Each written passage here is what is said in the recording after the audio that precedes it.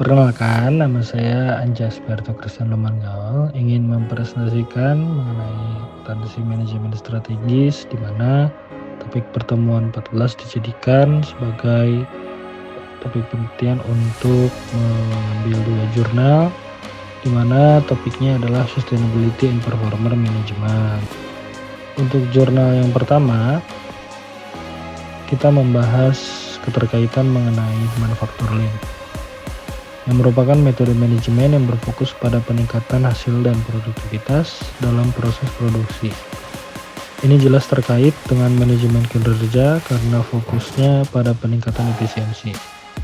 Yang kedua, ekonomi sirkular merupakan prinsip-prinsip ekonomi sirkular seperti daur ulang, penggunaan kembali, dan perbaikan dapat menjadi indikator penting kinerja keberlanjutan. Artikel ini mungkin akan membahas cara mengukur dan mengelola kinerja terkait dengan penerapan praktik ekonomi sirkular. Pada jurnal yang pertama, manufaktur lean modern juga mulai mengintegrasikan prinsip-prinsip keberlanjutan. Dalam artikel ini, mungkin mengeksplorasi bagaimana manufaktur lean dapat dijadikan untuk lebih selaras dengan tujuan keberlanjutan. Lalu yang berikutnya ekonomi sirkular, yaitu dengan mengurangi limbah dan memperpanjang umur produk. Ekonomi sirkular secara langsung berkontribusi pada tujuan keberlanjutan organisasi. Dalam konteks Sustainability and Performance Management, artikel ini memberikan kontribusi dengan yang pertama menawarkan perspektif yang lebih luas, yang kedua memberikan kerangka kerja analitis, yang ketiga menginspirasi inovasi. Di sebelah kiri ada gambar yang menunjukkan mengenai pengukuran kinerja, inovasi dan strategi bisnis, tantangan dan peluang. Pengukuran kinerja sendiri dalam artikel ini memungkinkan membahas metrik dan indikator kinerja yang relevan untuk kedua pendekatan. Misalnya bagaimana mengukur pengurangan limbah, peningkatan efisiensi sumber daya, dan dampak sosial dari pabrik ekonomi sirkular. Ini sejalan dengan konsep Sustainability and Performance Management yang menekankan pada pengukuran kinerja tidak hanya dari segi finansial tetapi juga lingkungan dan sosial.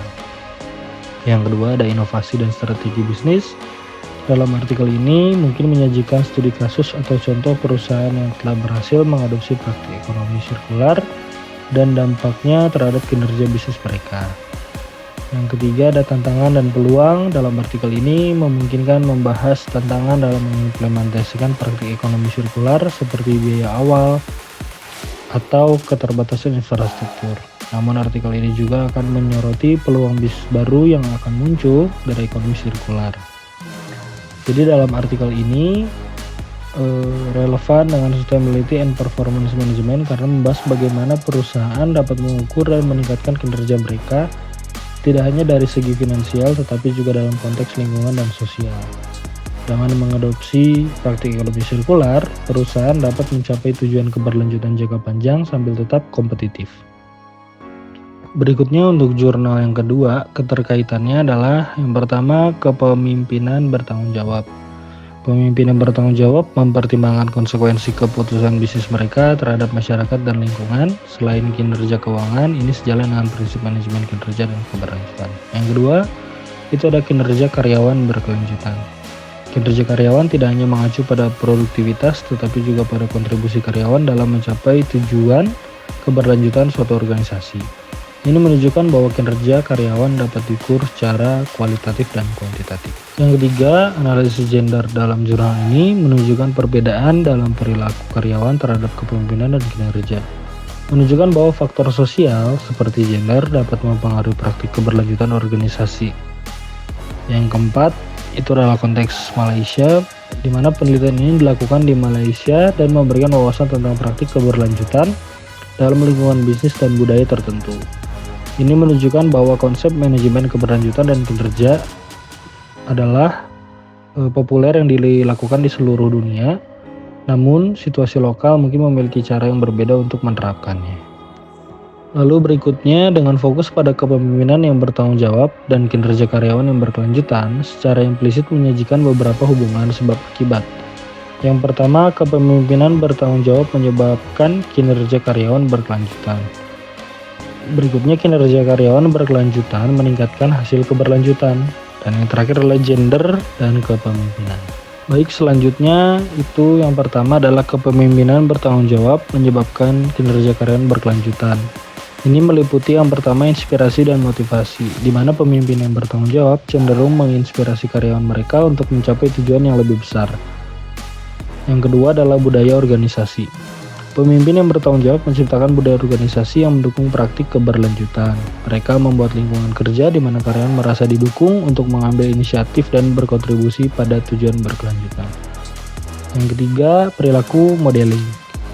Pemimpin adalah role model bagi karyawan. Ketika mereka menunjukkan komitmen mereka terhadap keberlanjutan melalui tindakan mereka, karyawan cenderung berperilaku dengan cara yang sama. Yang kedua, merupakan kinerja karyawan berkelanjutan meningkatkan hasil keberlanjutan, di mana ini juga meliputi 3 aspek. Yang pertama adalah inovasi. Karyawan yang terlibat dalam praktik keberlanjutan cenderung lebih inovatif dalam mencapai solusi untuk masalah lingkungan dan sosial. Yang kedua adalah efisiensi, di mana karyawan yang memiliki kesadaran akan keberlanjutan cenderung lebih efisien dalam menggunakan sumber daya. Yang ketiga, reputasi perusahaan. Kinerja karyawan yang berkelanjutan dapat meningkatkan reputasi perusahaan, menarik pelanggan yang sadar lingkungan, dan menarik talenta terbaik sebagai karyawan.